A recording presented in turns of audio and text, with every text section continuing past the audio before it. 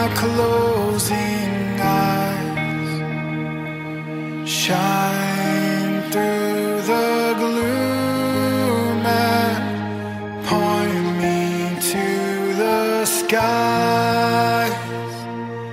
As morning breaks and earth's faint shadows flee,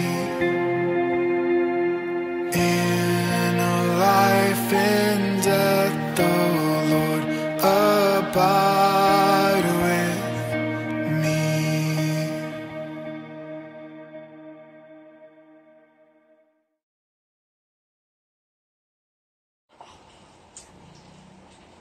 Our reading will be found on Romans 8 verses 26 to 30. Let me read it to you in English. In the same way, the Spirit helps us in our weakness. We do not know what we ought to pray for, but the Spirit Himself intercedes for us through wordless groans. And He who searches our hearts knows the mind of the Spirit, because the Spirit intercedes for God's people in accordance with the will of God. Verse 28, and we know that in all things God works for the good of those who love Him, who have been called according to His purpose. For those God foreknew, He also predestined to be conformed to the image of His Son, that He might be the firstborn among many brothers and sisters. And those He predestined, He also called. Those He called, He also justified. Those He justified, He also glorified. Let us all pray. Lord, we thank You for this morning. We thank You for the safety of each brothers and sisters who are listening right now. And we pray, Panginoon, safety ng bawat isa din dahil sa bagyo. And I pray, God, that today as we continue to commune with You, to have our short devotion with You, Kayo po ang manguna. Holy Spirit, lead us, guide us, at Kayo po ang mangusap sa bawat isang nandito ngayong umaga. Ito po ang aming panalangin sa pangalan ni Jesus. Amen. Kumusta ka? Okay lang. Diba yan yung usual na conversation kapag may nagkita, diba? Sigurado ako lagi natin tong ginagamit or narinig. Yan yung starter ng bawat conversation. Pero sabi ng iba, diba? This is just a joke, no? Sabi ng iba, matakot ka daw pag nangamusta out of nowhere yung isang tao kasi baka pautang na daw ang susunod nun. Pero kidding aside, ang hirap sagutin minsan ng kamusta ka. Ako lang ba? Pero for me kasi, I find it difficult to answer. Why? Because you know, there were so much going on with my life right now at hindi mo alam kung saan or paano mo sisimulan mag-share or sagutin yung tanong na yun. O, diba, isipin pa talaga bang gusto makinig dun taong nangungumusta yung nangyayari sa'yo, diba? So, to end my agony, diba, baka may ibang nakarelate sa akin. Ang usual at laging response na lang is, okay lang. Okay lang. Pero I know so many people na kahit may pinagdadaanan sila, pag kinamusta mo lang siya, pag kumusta ka, okay lang. Yun lang yung usual response. So, kung ikaw, intention mo talaga mangumusta ng tao, maybe palitan mo yung word na kumusta ka, like, ano nangyari sa araw mo, diba? Kumusta saang specific, kumusta sa study, sa family, diba? Ganun dapat. Yan. So, kapatid, ang hirap kasi magbahagi ng weakness, right? Lalo na in social media, we always see beautiful things. Diba? Nakikita niyo yung, oy, nakabili siya bahay, nakabili ng kotse, nakapasa sa ganito, nakapasa sa ganyan. Kasi ang mas madali ang i-share yung triumph yung success mo, yung victories mo, yung mga positive na nangyari sa buhay mo. But when you're in your weakness, in your weakest moment sa buhay mo, diba, it cripples you, it makes you want to be silent. Hindi ka makapag-share, hindi ka makapagbahagi ng nararamdaman mo. And that's the exact same thing that Paul is wanting to tell us in this verse. Sabi dito sa verse 26, in the same way, the Spirit helps us in our weakness. Sino do yung tumutulong sa atin, sa ating weakness? It's the Spirit. Now, what is or who is the Holy Spirit, diba?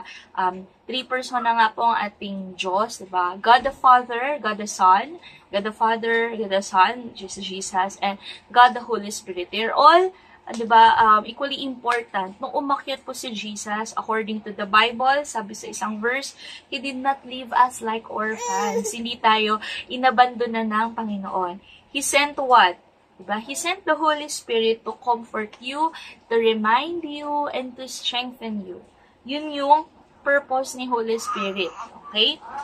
Sabi sa Zechariah 4:6, isa to sa napakagandang reminder. Sabi dito, this is God's message to Zerubbabel, not by might, nor by power, but by my Spirit, says the Lord Almighty. Sabi din, you will succeed because of the Spirit of God, hindi dahil sa sarili mong lakas, hindi sa sarili mong galing, talino, di ba? Hindi power, hindi might, kundi yung Spirit ng Diyos. Diba? Katulad nung sa walls of Jericho. Hindi naman nila tinibag yun ng buong araw, buong gabi, diba? Anong ginawa na? They just shout, diba? Dun sa walls of Jericho, inikutan lang nila yon, may prayer na kasama yon, inikutan lang nila, and then sumigaw lang sila ng sabay-sabay, at gumuho yung walls ng Jericho. So, walang might, walang power na nangyari doon, kundi yung Spirit lang ng Panginoon, diba? So, i-define natin, ano ba yung sasabing weakness? Weakness. So, sabi ni Google, ito daw isang state or condition that you lack strength. Diba? Ibig sabihin, may strength ka naman, kulang nga lang. So, do you feel weak today? Nanghihinang ka ba? Diba? Maybe physically weak, emotionally weak, mahirap, spiritually weak, diba? Maybe there is a sad news na dumating or you are hurting right now. Have you ever experienced na sa bigat ng nararamdaman mo, your prayers are pure groans? Groans lang yun. Ganun lang yung, hindi mo ma-put into words yung nararamdaman mo or yung gusto mong ipag-pray, diba? And dito tayo papasok sa verse na, we do not know what we ought to pray for. Hindi natin minsan alam how to pray, kung ano specifically yung pagpe-pray natin dahil nga sa sobrang sakit na naramdaman natin, diba? Pero ang sabi ng verse, the Holy Spirit intercedes for you and me through wordless groans. Ang galing kasi parang translator. Tinatranslate ni Holy Spirit yung nararamdaman ng heart mo, nararamdaman ng spirit mo kay God. And the Holy Spirit is amazing. You know why? Kasi hindi siya yung aalis di ba? Nung Old Testament po, bihira nilang ma-encounters yung Holy Spirit, yung Spirit of God. Pero, sa atin po, ang galing kasi ang Holy Spirit, nasaan? It lives inside, di ba? It lives within every Christian, every believers of Christ. Sabi ni David sa Psalms niya, 102, chapter 102, verses 3 to 5, sabi dito, for my days pass away like smoke, yung mga araw ko parang usok na lang, my bones burn like a furnace, parang nasusunog yung bones ko, my heart is struck down like grass and has withered, natuyong dahon na yung natuyong damo na yung aking puso, diba? At nakalimutan ko ng kumain, sabi niya, I forget to eat my bread. Because of my what? Loud groaning. My bones cling to my flesh. Ibig sabihin, ganun katindi yung pinagdadaanan ni David. And what's good about David is honest with God's prayers niya, diba? Na-experience nga to ng isang tao na sobrang close sa Panginoon. What more, diba tayo? Pwede rin tayo magsabi kay God ng mga nararamdaman natin. So let me end with this promise from the Lord. Maybe you can write this down, you can make this as your cell phone wallpaper, or you can just, post it somewhere na lagi mo makikita. Ang sabi doon, Romans 8:28, nabasa natin, we know, dapat alam mo to, that in all things, God works for the good of those who love Him, who have been called according to His purpose. Sabi doon, all things work together for the good of those who love God. So, all things. Ano ibig sabihin ng all things? Hindi sinabi dito na yung good things, yung beautiful things, yung victories mo. Sabi dyan, lahat daw ay kayang gawa, lahat daw ay kinukuha ng Diyos, tapos ginagawa niya into something beautiful. Sabi, pati yung pain, yung sorrow, yung sufferings, lahat yan is mag-work together for your good. Those who love Jesus. Siyempre, do you love Jesus? Are you called for a purpose? Then this is for you. Isipin mo lahat na nangyari sa'yo, di ba? Whether positive or negative, maganda, pati yung pangit, diba? Lahat yan is kayang gamitin ng Diyos for His glory. If your life is a book, at lahat ng chapters ng buhay mo, ando doon, you're all equally important, diba? All those chapters, including the sad ones, the happy ones, they all make your story unique and beautiful. Laging tatandaan na all things work together for my good. Yan yung mantra mo ngayon, yun yung lagi mong sabihin. All things work together for my good. Okay. Tapos, lastly, ito yung isa sa mga rema or one of the things that I've learned while doing this prayer covenant devotion. Yung ibig sabihin ng weakness. Yung mga English words po kasi natin is may mga history yan. Saan galing yung ganyang word? Baka sa Latin, diba? Sa French, ganyan.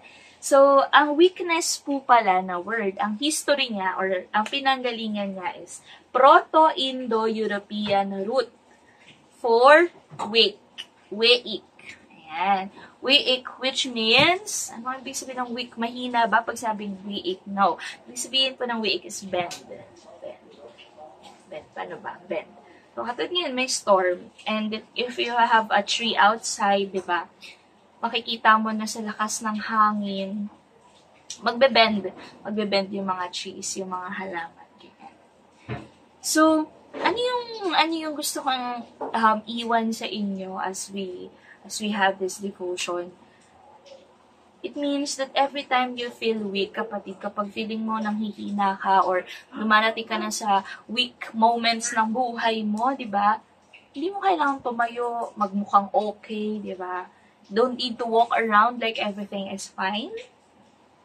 So every time you're experiencing weakness, nang hihina ka, it's just a reminder what? For you to ano yung etymology ng weakness? Bend. It is a reminder that we need to bend. Ano yung ibig sabihin ng Johanna? You need to bend in prayer. We need to bend in prayer to God, diba? Bend our knees in prayer. So, ganda nga siguro no kapag dumaraan tayo sa trials, sa challenges, sa struggles ng buhay. Reminder yun na kailangan nating mag-reconnect sa Panginoon. So, let us pray. Lord, we thank you because in our weakness, your grace is sufficient. Yan ang sinabi mo sa iyong salita. That the more that we are weak, the more that we are strong, not because of our own strength, pero dahil sa weakness namin, sa mga moments na zero kami, bankrupt kami, doon lalabas, Panginoon, yung glory mo. Doon lalabas yung strength na bigay ng Spirit mo. And I pray, God, today, hindi nyo ma-experience ng bawat isa, God, that they will be strengthened, they will be encouraged, dahil alam nila na sa seasons ng buhay nila, whether the happy seasons or during the rainy and the stormy seasons of their life, you're still their God. You're still the God who provides. You're still a God who heals. You're still a God who restores. Diba? You're still a God who loves us. In spite and despite ng imperfections namin, ng sins namin, ng mistakes namin, you're always willing, Panginoon, to embrace us, to make us whole. You're always willing, Panginoon, na i-welcome kami home. And I pray, God, that today, yun yung lagi naming maisip, na sa lahat ng nangyayari, diba? All things work together for our good. All things work together for their good. All things work together, Panginoon, to create a beautiful masterpiece. And we thank you for today. This is all we pray in the mighty name of Jesus Christ. Amen.